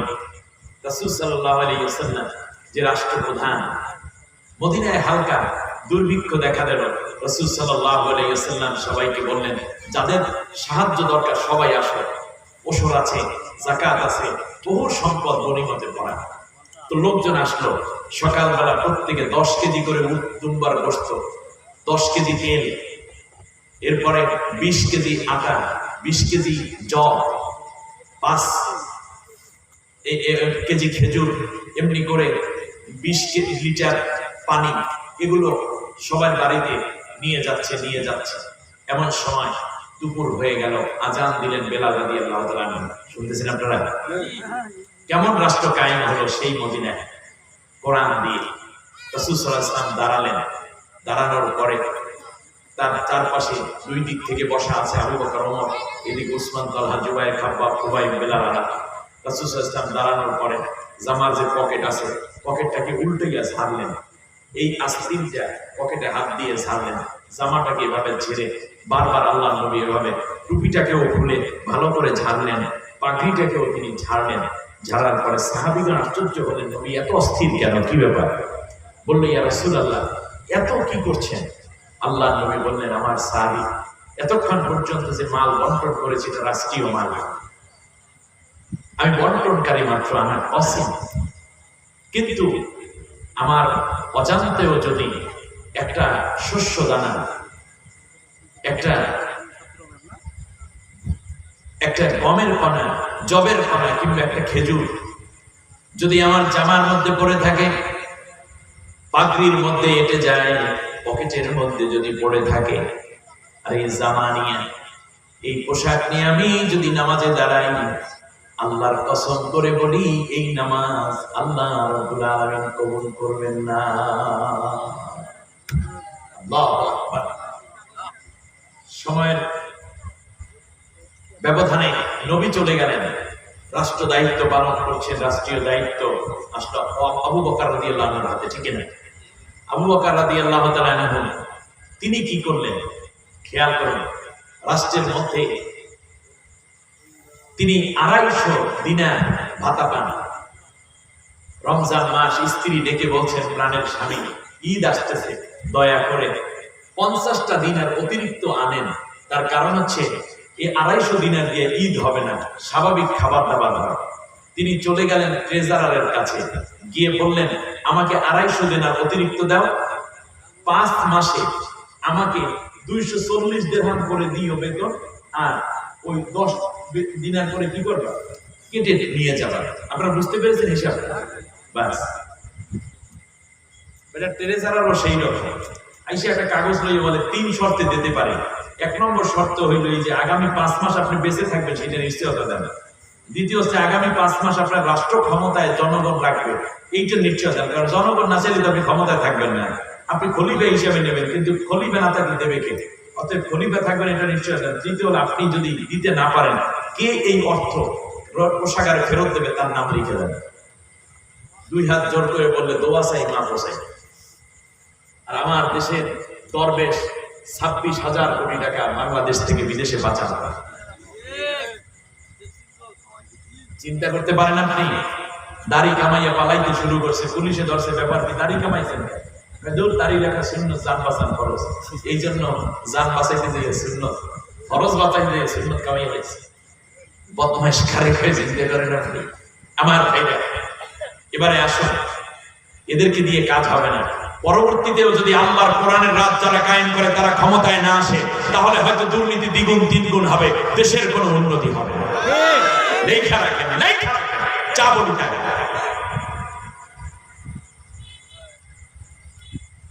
হযরত আবু বকর রাদিয়াল্লাহু তাআলা আনহু স্ত্রীর কাছে চলে আসতেন, সম্ভব না। স্ত্রীও সেই রকম উম্মে রুম্মান নাম। তিনি পরের মাস থেকে যে হাদিয়াটা আসে রাষ্ট্রের থেকে, সম্মানিটা আসে, সেইটা 10 দিরহাম করে আলাদা ব্যাংকের মধ্যে ঢুকিয়ে রাখে বিছানার নিচে। 240 দিরহাম দিয়ে সংসার চালায়।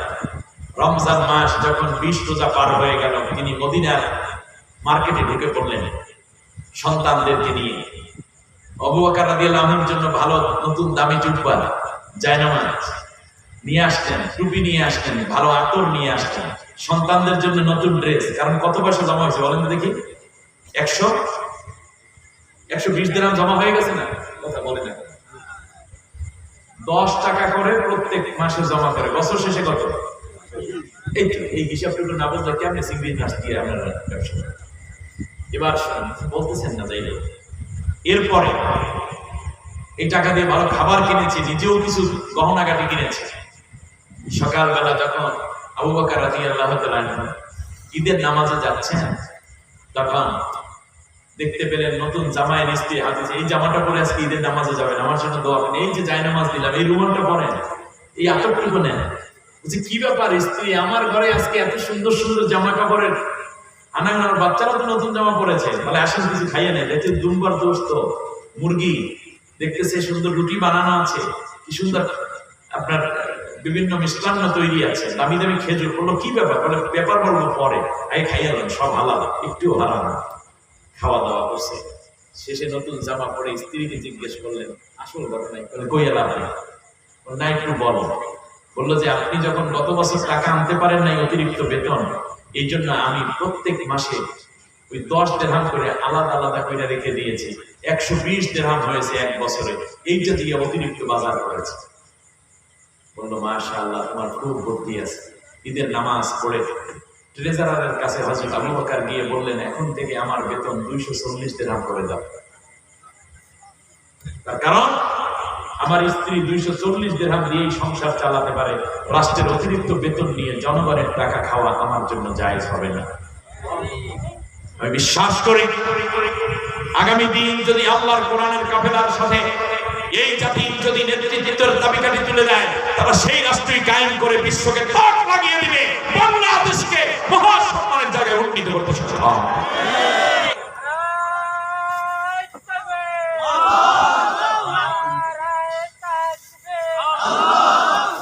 সম্মানিত ভাইরা, আমি গল্প বলছি না।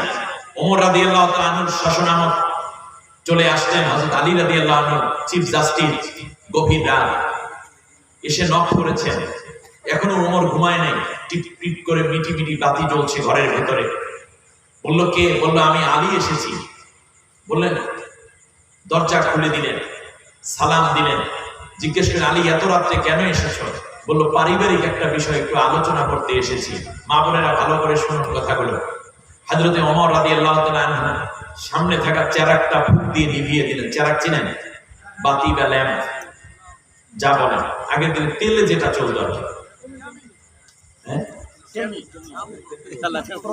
প্রদীপ। ইয়েস, প্রদীপ। হযরতে আলী রাদিয়াল্লাহু আনহু অন্ধকারে দাঁড়িয়ে আছেন। ঘরের ভেতর থেকে টেবি একটা জ্বালিয়ে এনে বসলেন, কথা বললেন, হালকা আপ্যায়ন করলেন। হযরতে আলী চলে যাচ্ছেন, জিজ্ঞেস করলেন যে ওমর আপনি আমাকে চিনেন না? বলে হ্যাঁ চিনি তো। বলে আমি আসাদুল্লাহ, আমি নবীর জামাতা, আমি হাসান হোসেনের পিতা, আমি ফাতেমার স্বামী, আমি আশরায়ে মুবাশশিরের একজন, আমি চিফ জাস্টিস। আপনি আমার চোখের সামনে বাতিটা নিভাইলেন, বাতির তেলও ছিল, অন্ধকারে একজন মেহমানকে রাখলেন, এটা কি ভদ্রতার বাইরে যায় না? হযরতে ওমর রাদিয়াল্লাহু তাআলা আনহু বললেন, ভাই আমাকে মাফ করে দাও, যেই বাতিটা জ্বলতেছিল ওই বাতিটা রাষ্ট্রের টাকায় কেনা, ওর ভিতরে যে তেল আছে এটাও জনগণের টাকায় কেনা তেলে জ্বলতেছিল, আর আমি বসে বসে খলিফা হিসাবে রাষ্ট্রের দায়িত্বপূর্ণ কাজ করতেছিলাম। তুমি যখন বলেছো আমি পারিবারিক একটা বিষয় আলোচনা করতে এসেছি, তখন আমার মনে হয়েছে পারিবারিক আলোচনা করার জন্য জনগণের টাকায় কেনা তেল পুড়ে পারিবারিক আলোচনা করা জায়েজ হবে না। এই জন্য আমি জনগণের টাকায় কেনা তেলের টেমি যারা প্রদীপ নিভিয়ে দিলাম পারিবারিক আলোচনা করার জন্য। পারিবারিক যারা ধরাইয়া নিয়ে এসে প্রদীপ ধরিয়ে এনে জ্বালাইয়া এনে পারিবারিক আলোচনা করেছি। বুঝতে পেরেছেন? আলী হাসান মোহাম্মদ মুজাহিদ শহীদ, তার সন্তান তার গাড়িতে যেতে চায়, কারণ ইউনিভার্সিটি যেই দিকে তার সেক্রেটারিয়েটও সেই দিকে, কিন্তু কোনোদিন ছেলেকে তিনি গাড়িতে উঠাইয়া, মন্ত্রী গাড়ি পাওয়া, মন্ত্রী যাচ্ছে যেই গাড়িতে, পকেট থেকে 20 টাকা বের করে দিয়ে বলতেন তুমি গাড়িতে চলে যাও, এই গাড়িতে তোমাকে ওঠানো ঠিক হবে না। আমার জাতি, ও আমার জাতি, তোমরা কবে হুঁশ হবে তোমাদের?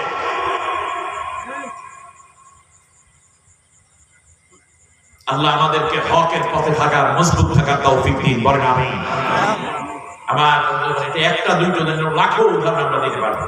যাই হোক, যে কথা আমি বলতেছিলাম, হযরতে ওমর রাদিয়াল্লাহু তাআলা আনহুর কথা শুনে আলী বললেন, এই একটু চেরাক জ্বলতো না, ঘরের টেবিলটা নিয়ে আসতেন, প্রদীপ নিয়ে আসতেন, তাতে 2 থেকে 5 ফোঁটা তেল না হয় জ্বলতো। এটাও থেকে কথা দেখতে, কারণ আমি চিফ জাস্টিস, আরবের মানে প্রধান বিচারপতি, এটা কম না। হযরতে ওমর আলী রাদিয়াল্লাহু তাআলা আনহুর কপালের মধ্যে চুমু খাচ্ছেন, বুকের সাথে জড়িয়ে ধরে চোখের পানি ছেড়ে দিয়ে বললেন, আমি তো ওই 5 ফোঁটা তেলেরই ভয় করি। কাল কিয়ামতের ময়দানে আল্লাহ রাব্বুল আলামিন যদি ধরে ফেলেন জনগণের টাকায় কেনা তেল পুড়ে, বাসার গল্প কেন করেছো, 5 ফোঁটা তেল কেন পড়লা, কিয়ামতের ময়দানে আমি ওমর হয়তো ওই 5 ফোঁটা তেলের অভিযোগে আল্লাহ রাব্বুল আলামিনের সামনে ধরা পড়ে যাব। সুবহানাল্লাহ, কি জবাবদিহিতার অনুভূতি! আমার দেশের রাষ্ট্র যারা চালান তারা যদি এইরকম হয়ে উঠতে পারে না, কিন্তু এটাকে মাটি থেকে ফুলে উঠবে, আসমান থেকে টুক করে পড়বে না, বরং যারা কোরআন সুন্নাহর প্রশিক্ষণ প্রাপ্ত সাংগঠনিক তাদের দ্বারা এটা সম্ভব। অতএব লোক প্রস্তুত, আল্লাহ যেটা চান ওই নির্যাতিত দলকে ক্ষমতায় দিতে আপনারা প্রস্তুত আছেন কিনা সেইটা বলেন। এরকম হাজার কাহিনী আছে। মা বোনদের উদ্দেশ্যে ছোট্ট করে একটা কথা বলবো। নবীজি বলেছেন, যে নারী আমার কাছে 4টা কাজের জামিনদার হবে আমি তার জন্য বেহেশতের জামিনদার হই। যেই নারী দৈনিক 5 ওয়াক্ত নামাজ পড়ে, পুরুষদের নামাজ পড়া লাগবে না নাকি? আপনি নামাজ কাজা করবেন কেউ? 1 ওয়াক্ত নামাজও কাজা করবো না বাকি জিন্দিগিতে, এইরকম ওয়াদা কি আজকে করা যায়? কে কে আছেন একটু হাত দুইটা উঠে বলেন, আল্লাহ তোমার নামে ওয়াদা করছি, কসম করছি, যতদিন মালাকুল মউত আমার শিওরের পাশে না আসে ততদিন ফরজ নামাজ, ফরজ রোজা আর ছেড়ে দেব না, আর ছেড়ে দেব না। আল্লাহ তুমি আমাদের তওবা কবুল করো, বাকি জীবন তোমার পথে কাটাবার তৌফিক দাও। আমিন আমিন ইয়া রাব্বাল আলামিন। আমার ভাইরা, যদি আপনার ওয়াদা আজকে সত্য হয়, জীবনে অনেক নামাজ কাজা হয়েছে, আগের গুনাহগুলো আল্লাহ সব মাফ করে দেবেন। অতএব আল্লাহ যেন আমাদের সবাইকে নামাজি হয়ে বাকি জীবন যাপনের তৌফিক। এক বন্ধু আর এক বন্ধুকে নামাজের জন্য তুলে দিবেন, বাবা সন্তানকে জাগিয়ে দিবেন, মা সন্তানকে তুলে দিবেন।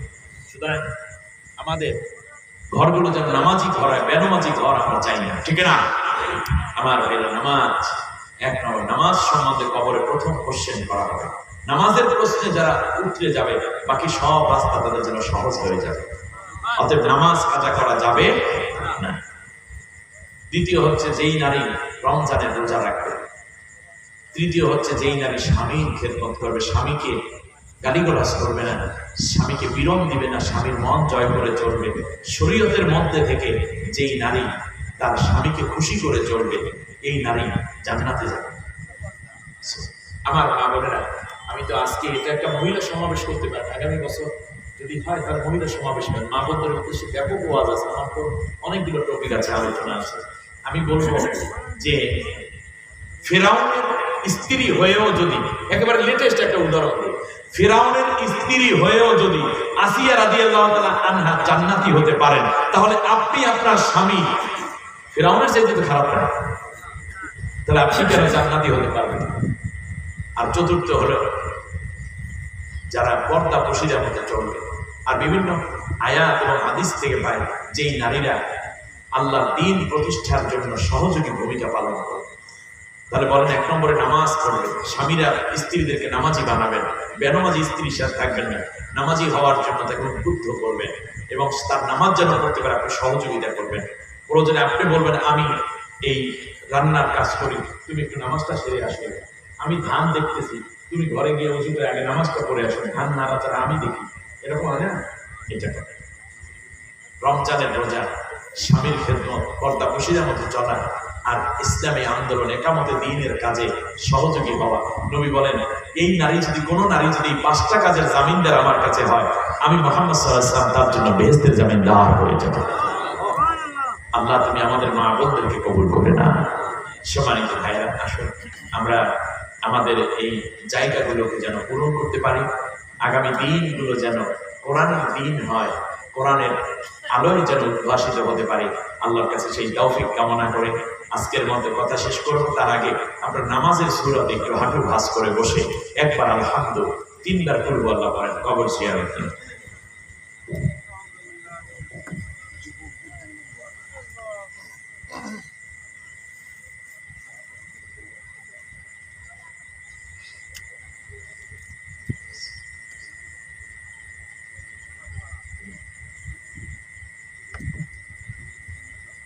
قل هو الله احد الله الصمد لم يلد ولم يولد